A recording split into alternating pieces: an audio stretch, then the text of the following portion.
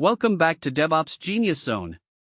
Today we are covering Kubernetes pods versus deployments, what is the real difference, and if you are working in DevOps or trying to break into the field, especially in the US job market, this is exactly the kind of knowledge that separates candidates who get callbacks from those who do not. Whether you are completely new to this or you are looking to go deeper, stay with me because the last section covers real-world production details that most tutorials never talk about. Here is what we are going to cover today. We will start with why Kubernetes pods versus deployments is so important in 2025 and what problem it actually solves. Then we will go deep into the core concepts, how it works under the hood, how to get started correctly, the best practices used at companies like Google, Netflix, and Amazon, the most common mistakes engineers make, and a real production example showing the actual business impact. Let us get into it. Section 1: Why Kubernetes pods versus deployments matters in the US job market right now. Kubernetes is the container orchestration platform running at virtually every major US tech company. CKA and CKAD certifications are among the highest paying in the DevOps field. According to job market data, roles requiring Kubernetes pods versus deployment skills have seen significant growth in postings year over year. Engineers with hands-on production experience with this technology consistently command salaries 15 to 25% higher than their peers.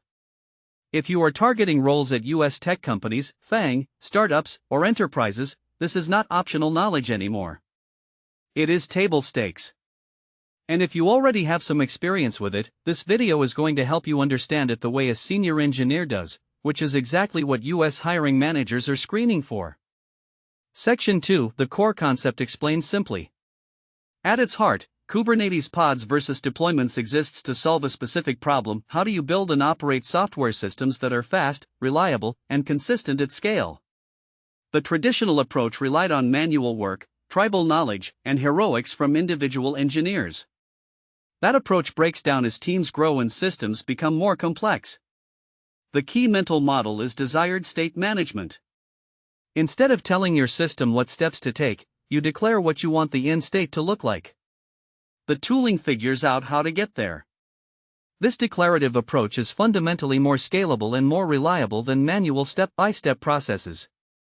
The other critical concept is idempotency. Running the same operation multiple times produces the same result every time.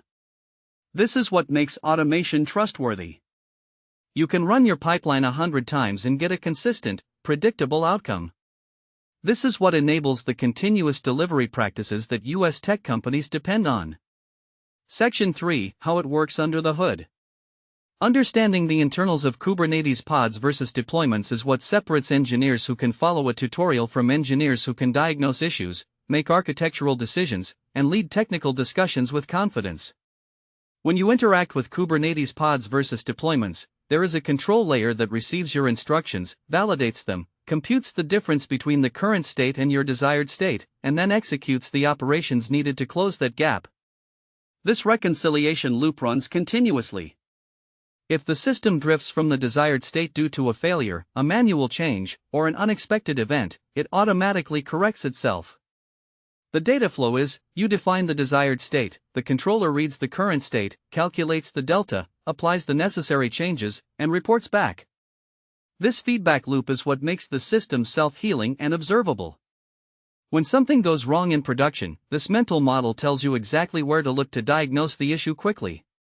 Section 4: Getting started the right way. The most common mistake engineers make when learning Kubernetes pods versus deployments is jumping straight into configuration without understanding prerequisites and requirements. Here is the correct sequence that senior engineers follow. First, understand the problem before touching any tooling. What exactly are you trying to solve? What does success look like? What are your constraints around security, cost, and performance? 5 minutes of requirements thinking prevents 5 hours of rework. Second, start with the simplest working setup. Get something running end to end before adding any complexity. Every layer of complexity you add before having a working baseline makes debugging dramatically harder. Third, version control every single thing from day one. Every configuration file, script, and infrastructure definition goes into Git with meaningful commit messages. This creates history, enables code review, and makes rollbacks trivial. Fourth, build observability in from the start. Metrics, logs, and health checks should be implemented before features, not after. You cannot operate what you cannot observe. Fifth, always test in a lower environment before production. A staging environment that mirrors production is not a luxury, it is basic engineering discipline. A 5-minute test prevents a 5-hour production incident. Section 5, Best Practices from Engineers at Top U.S. Companies. These are the practices used at companies like Google, Netflix, Stripe, and Airbnb that most tutorials and courses never cover. Principle of least privilege everywhere. Grant the minimum permissions required for any task. Never use admin credentials for routine work. This dramatically limits blast radius when something inevitably goes wrong. Small frequent changes over large infrequent ones. Small changes are easier to test, easier to review, easier to roll back, and cause smaller incidents when they fail. This is the foundation of continuous delivery culture. Automate ruthlessly but intentionally. If you do something manually more than twice, write a script. If you run that script manually more than twice, put it in your pipeline. But always understand what the automation is doing before you trust it with production. Document the why, not just the what. Your configuration files show what you are doing. Your documentation and runbooks need to explain why you made specific choices. That context becomes invisible to anyone reading the code in 6 months. Monitor your automation as carefully as your applications. CI/CD pipelines, deployment systems, and infrastructure automation all need alerting. Silent failures in automation are particularly dangerous because no one notices until something breaks in production. Section 6, Common mistakes and how to avoid them. Mistake 1, skipping the planning phase. The urge to start building immediately leads to rework, technical debt, and architectural decisions that are painful to reverse. Mistake 2, treating security as an afterthought. In the US, regulatory requirements, compliance audits, and the cost of breaches make security-first thinking essential from day one. Mistake 3, not handling failures gracefully. Every automated step needs error handling. What happens when the network is down? When a resource already exists? When a dependency fails? Build for failure from the beginning. Mistake 4, over-engineering before you have real requirements. Build the simplest thing that solves the problem. Complexity should be earned through demonstrated need, not anticipated in advance. Mistake 5, not testing your automation. Automation code needs tests just like application code. Untested automation is a liability in production. A real-world production example. Let me give you a concrete scenario from the US enterprise world.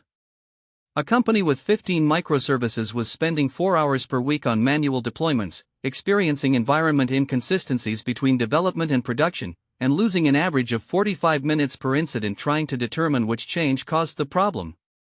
After properly implementing Kubernetes pods versus deployments, following exactly the principles we covered today, manual deployment time dropped to 0. Environment consistency issues were eliminated because everything was defined as code in version control. Mean time to resolution during incidents dropped by 65% because every change was tracked, auditable, and instantly reversible. That team went from reacting to problems to preventing them. That is the real value of mastering Kubernetes pods versus deployments. Not just the technical implementation, but the career and business outcome, faster delivery, fewer incidents, smaller on-call burden, and engineers spending their time on work that matters. To summarize, Kubernetes pods versus deployments is critical in the 2025 US DevOps job market. The foundational concepts are desired state management, the reconciliation loop, and idempotency. Start right by understanding requirements before touching configuration, and version control everything. Follow the best practices around least privilege, small changes, automation, and documentation. Avoid the common mistakes of skipping planning, ignoring security, and not handling failures. If this video helped you, please smash the like button. It helps DevOps Genius Zone reach more engineers in the US who are working to level up their skills and their careers. Subscribe so you do not miss a single video. We publish brand new in-depth DevOps content every day. Drop your questions in the comments. I personally read and respond to all of them. See you tomorrow.